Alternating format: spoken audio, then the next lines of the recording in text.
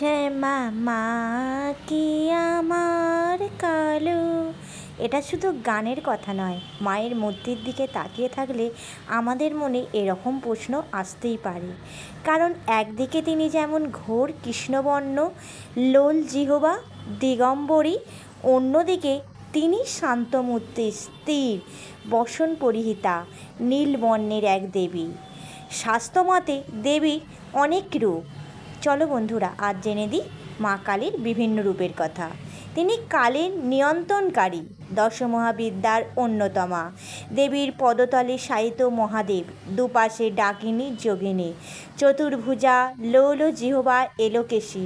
ধ্যান মন্ত্র অনুসারে এই রূপ বর্ণনায় কোনো ভুল নেই। তবে কালী মানেই যে শুধুমাত্র এই একমাত্র রূপ তা কিন্তু নয়, দেবীর আরও একাধিক রূপের চল রয়েছে। সেক্ষেত্রে মূলত তিনটি রূপ সামনে আসে। প্রথমে শ্যামা কালী।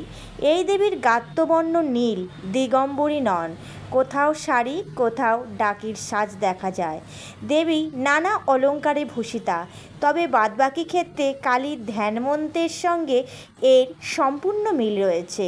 অর্থাৎ ইনিও লোল জিহ্বা, পদতলে মহাদেব। কার্তিক অমাবস্যায় যে কালী পুজোর চল রয়েছে সেখানে মূলত এই দেবী মূর্তি দেখা যায়। কোথাও কোথাও দেবীর গায়ের রং কৃষ্ণবর্ণও হতে পারে, তবে আপাতভাবে কৃষ্ণবর্ণের কালী মূর্তির আরও এক বিশেষ বৈশিষ্ট্য রয়েছে। বিখ্যাত সব কালী মূর্তি তথা ভবতারিণী, করুণাময়ী, সিদ্ধেশ্বরী সবার ক্ষেত্রে এই বিশেষ বৈশিষ্ট্য দেখা যায়। আর তা হলো দেবী মূর্তির পায়ের অবস্থান।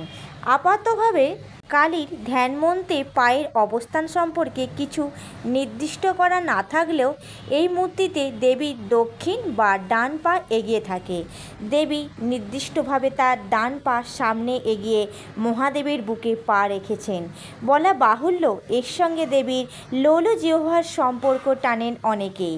যেহেতু মহাদেব দেবীর স্বামী, তাই তিনি ওপরে পা রেখে জিভ কাটছেন। তবে এই ব্যাখ্যা নিতান্তই প্রচলিত, শাস্ত্রে এর তেমন উল্লেখ নেই। সুতরাং শ্যামাকালী আর দক্ষিণাকালীর মধ্যে অমিল বলতে শুধু গাত্রবর্ণ ও পায়ের অবস্থানে, বাকিটি কালীর ধ্যানমন্ত্রের সঙ্গে মিলে যায়। মায়ের এইরকম নতুন নতুন ভিডিও পেতে চ্যানেলটা সাবস্ক্রাইব করে পাশে থাকা বেল আইকনটি প্রেস করে দিও, যাতে আমি মায়ের কোনো ভিডিও দিলে তোমরা সবার প্রথম তা দেখতে পাও। মায়ের রূপের বর্ণনা এই ছোট্ট ভিডিওর মাধ্যমে আমি শেষ করতে পারবো না। মায়ের রূপ অতুলনীয়।